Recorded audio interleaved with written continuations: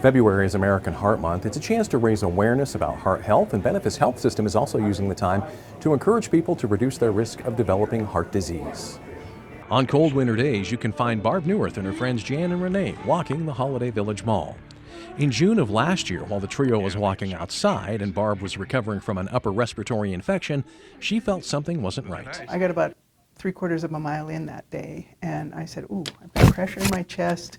I don't feel good. I think I'll just go home. She hit the trail the next day, but the pressure came back, and at the urging of her friends, she went to the clinic and underwent a blood test, an EKG, and an X-ray. And they came back after the blood test and said my troponin enzyme level was elevated, meaning something had happened with my heart.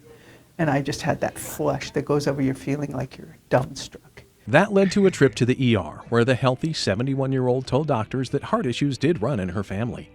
The next day, doctors performed a heart catheterization. They found 3 blockages, so they put 3 stents in my heart, one of which was called the Widowmaker. So I could have very easily passed in that event. Barb was able to make it home in time for a family gathering.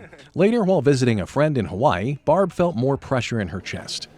She came back home and returned to her cardiopulmonary regimen at the Benefis Cardiovascular Institute, which includes stretching, cardio, and regular heart rate checks. You do your cycling, you do your treadmill, you do your new step.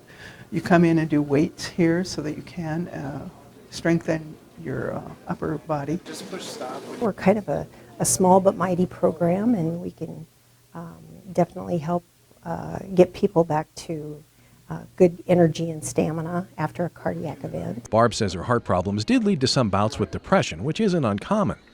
She continues to rack up the miles at the mall, as well as attention from the folks in cardiopulmonary rehab. And not only the exercise and the observation of our staff that's beneficial, but it's also a camaraderie because they're exercising with other folks who have had similar activities, and they become a bit of a group that look out for each other. Pam says Barb did the right thing by being proactive and seeking help when something didn't feel right.